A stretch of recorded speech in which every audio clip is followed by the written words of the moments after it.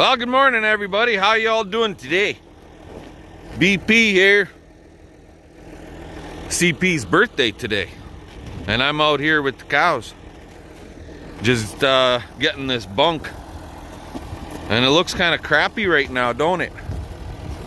But I built this bunk probably 15 years ago. Everything is original, including all the lumber and everything in it is still original. So when you think of it that way, it's not in too bad a shape. It's on a full skid, and oh yeah, I could use a couple of bolts right there. The end boards are a little bit broken, but you know what, it'll still hold feed. I just flipped it upside down because see this big snow bank right here? Well, all of that snow was inside the bunk, so I flipped it over. So the way this is built, I've got two pipe on the very bottom stacked, and the very bottom one is a little bit longer to make the skid, of course. See that right there? And then we've got angle iron that runs down the full length of it on both sides. And the floorboards, this bunk has a full floor in it, and the floorboards just sit inside that angle. And then the sidewalls come down on top of the floorboards to hold them in place. But when you flip it over, it will loosen up, and you do run the risk of a boards falling out, right? Just like you see here. So I gotta set these boards back in place, and then we're gonna drag this sucker home and fill it with feed and bring it out to the cows. So I'm gonna get to work at setting these boards in place, and we'll come back and talk to you guys later. Alrighty, well, we're back in the tractor. There's the bunk, got the floor all back in place. It's hooked to a chain, hooked to the hitch, and we just skid her home. And then you could fill the bunk at home, but the way them there cows are freaking following me, I don't need them following me all the way home. So I brought them one bucket load last night. Like, we brought them that green feed bale and shredded it out in the morning yesterday, and then last night after we were done and I was doing cleanup and stuff, I brought them another bucket load, and I just dumped it on the ground in like 5-6 different little piles, and they actually cleaned her up pretty darn good. Like right here, this long row, that's where I shredded the green feed bale, and there's stuff on the ground still, and there's stuff that I'm driving on from slew hay and green feed where we shredded it before. But see that little pile there, and there, there's really nothing left on the ground. They freaking gobbled her up pretty darn good, actually. Little bit over here to the far end left, but not very much. So yeah, we're gonna get this bunk home, get it filled, and then I've got some other bunks that I gotta bring out, but those ones, they don't have floors, so you gotta haul the stuff out. Like in our case, we don't have a feed wagon, so I gotta haul it out bucket load for bucket load. So kind of a pain in the butt that way, but oh well, what do you do, right? It's not the end of the world. Once they're full, you're good for a couple of days. So anyway, I'll bring you guys back in a little bit. We'll talk to you later. Alrighty guys, so I don't know if anybody ever really noticed, but on my front end loader, I'm gonna lift it up some here. Lots of guys have seen these silage screens. Now my silage screen, I built it. I didn't buy it or anything like that. But 90% of the time when you get a silage screen, it only goes from the outer grapple arm to the outer grapple arm. It does not go to the outside edge of the front of your bucket. It only goes, so it's basically only about 4, sometimes 5 feet wide, and that's it. This one I made it so if you see there, you can see it goes right to the outside edge of the bucket there, right? And the reason I did that also, it goes from the top edge of the bucket all the way up the arm to where the knuckle point is for the grapple. That way when I grab a bucket load of this cut feed like I do right now, I've got a full friggin' load, right? Now I'm gonna reverse this camera. There you go. Now you can see that bunk with the floor in it. It's full. And I've got a skid on either end of that bunk. That way I can pull it straight into the yard one way. I don't have to spin it around. I just take the chain off, hook it to the other end when it's full, and drive away. So it works pretty slick actually that way. And with the floor in it, I can use this bunk. Hell, when it's friggin' muddy as all heck outside, I can still put feed in there and it's not getting wasted to the friggin' wet and mud conditions. How's that sound? So there's a lot of ways to skin a cat, and this is the way I do it when I'm dealing with cut feed. The only thing with these bunks is when you're skidding them, you do have to be kind of careful that they don't slide into the back end of the tractor. But the cows are all eager to get to this bunk, that's for darn sure. They're just coming right at me here. They know what's here. Lost a little bit on the ground back there, but they'll get it and they'll clean it up.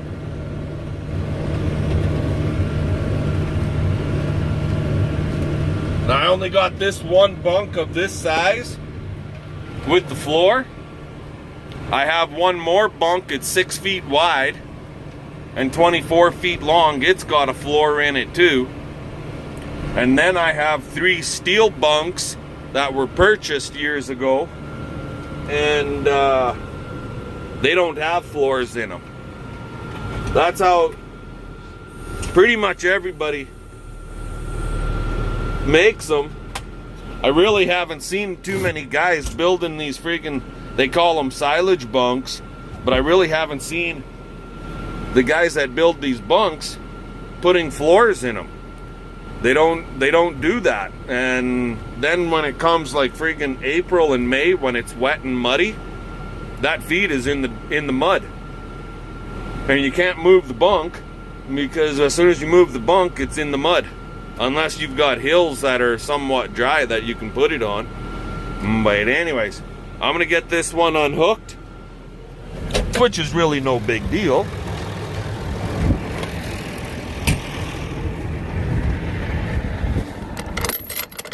Just like that, and just like that.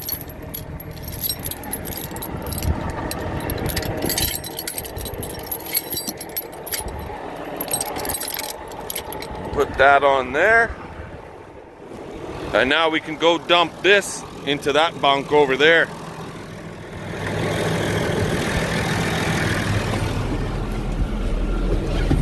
Now what I should have done before I brought it out, but I didn't, and you guys will see what I'm talking about here, because lots of these silage bunks, they're all built with that friggin' neck bar on them. You can see that neck bar that sticks up a little taller. But anyways, so when you're dumping the feed in, you gotta be fairly careful that you don't spill it all over the friggin' ground because of that neck bar.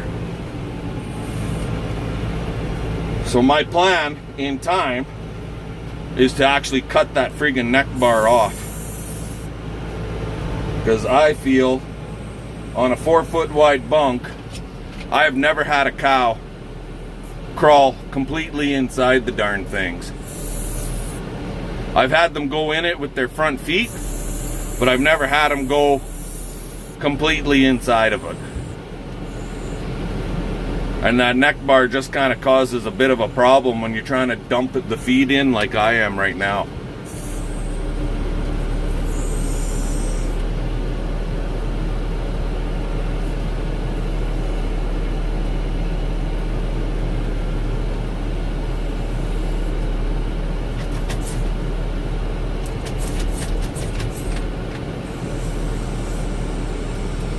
I'm overfilling here a little bit. Anyway, I'll bring you guys back in a little bit. Alrighty guys, so I got 2 bunks over here that these cows are eating out of. They're filled up. I got 1 bunk over there with the floor in it. You guys saw me bring it out. It's filled up. Now, what the heck did I bring here? 1, 2, 3, 4, 5, 6, 7, 7.5 bucket loads, which should be the equivalent of about approximately 3.5 to 4 bales. Because when it's chopped up, it's pretty powdery type stuff, right? Anyways, let's see how these cows start doing with this stuff. If we notice them looking fuller, and yeah, basically looking fuller, seem to be gaining a little bit of weight and doing okay on it, and see how far it'll last me, right? Now there's a lot of advantages to the tub grinding.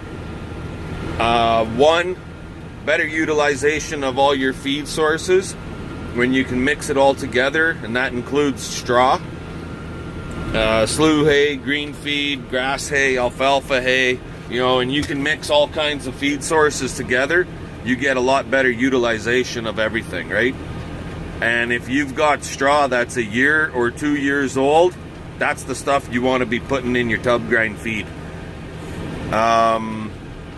So then when I got bunks if you got bunks like I do out here, I've got 1 more to bring out yet, but anyway, if you don't have to start, you fill it up, you take 1 day and you fill all your bunks up, and if you don't have to start that tractor for, let's say 3 days, 2 days, 3 days, maybe 4 days, depending on how many bunks you got, you're saving right there. You're saving by not having to start that tractor and not having to have it plugged in, right? So you're saving on your power bill, you're saving on your fuel costs. What else? Oh yeah, when you're grinding like this and you can utilize a lot of different feed sources like straw and cheap slough hay, well, that's stretching your friggin' hay and your green feed, your good feed supplies, that stretches it out. So it does one of 2 things. It allows you to have a carryover, and in this situation for us, a carryover is a good thing.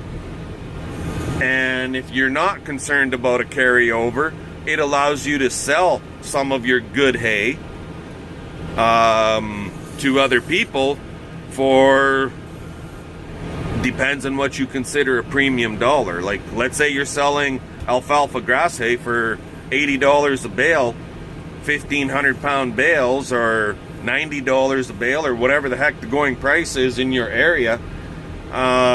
You sell 100 bales, well, that's $8,000. You tub grind 100 bales of a whole bunch of different feed sources, and it costs you $1,000. You know, huge difference.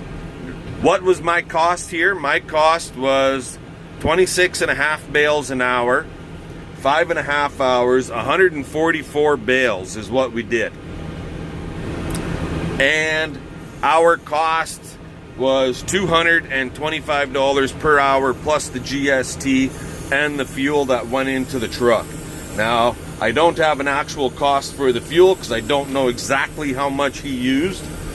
But with that in mind, just the dollar figure, we're looking at about $8 a bale to grind it.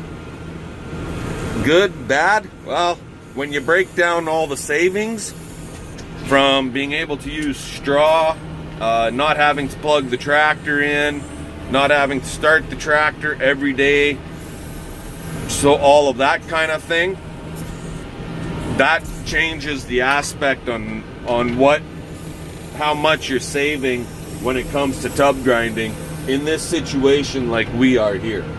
Like, there's lots of different situations why a guy wants to tub grind, and for me, there's 2. One is utilization of feed, and god dang it, I'm trying to get this gate in place here, see? So utilization of all my feed sources and better palatability for the cows, which in turn the cows do better on it than even from bale shredder. Okay, bale shredders are nice, but they are literally, in my eyes, nothing different than a cheap man's tub grinder, and they don't actually grind the bale. There are machines out there that will chop it up pretty darn good, but that's basically what a bale shredder is. For us, the bale shredder was purchased initially for bedding straw. Simple as that. But anyway, I'm gonna get my bulls on this stuff. So we gotta go move some gates around and stuff so I could carry some stuff into the bulls. So that's how it's going. We'll talk to you guys later. Here we go. We brought a bucket load of stuff in for these guys. And I see I am gonna have to adjust my cable, move it up, because that lower setting just ain't gonna work for these guys. And you can see that my cable, I'll bring you in closer, guys. So I've got this lower setting for the calves, and then I can go into this part, this one here, and run the cable all the way through. And this is for adult animals, cows, bulls, type of thing. So I just brought one bucket load in for these 4 guys. Like shit, they went through a friggin' bale of green feed in a week. It's empty. They cleaned it like right friggin' slick. There's only 4 of them in there, for crying out loud. Actually, it wasn't even green feed, it was grass hay. They just devoured that grass hay. So like yesterday I called it cheap man's TMR. And what I meant by that was because we got so many different feed sources in our mix with the straw, slew hay. I got barley straw, wheat straw, and there's grain in the wheat straw, the green feed oats, and a little bit of grass hay, so on and so forth. But what we could do too is, if I want to grain these guys, I could just sprinkle grain right on top of that, and then they get their grain right there as a TMR type of product, right? It's all dry, it's not silage, but you don't have to have silage to put weight on animals. So anyways, I'm gonna head up to the house and see what CP is doing. You guys will catch you later. Well, hey guys. Well, we're finally back in the house. And look at this thing. Get in here and the son of a bitch ran through the wall and got his head stuck in there. LOL. Anyway, went out and spent some time with CP out in the deer blind.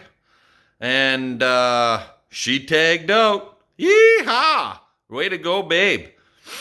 With that, I'm gonna leave you guys go. Give us the old thumbs up, comment, subscribe, and let's get her done. We'll catch you guys next time.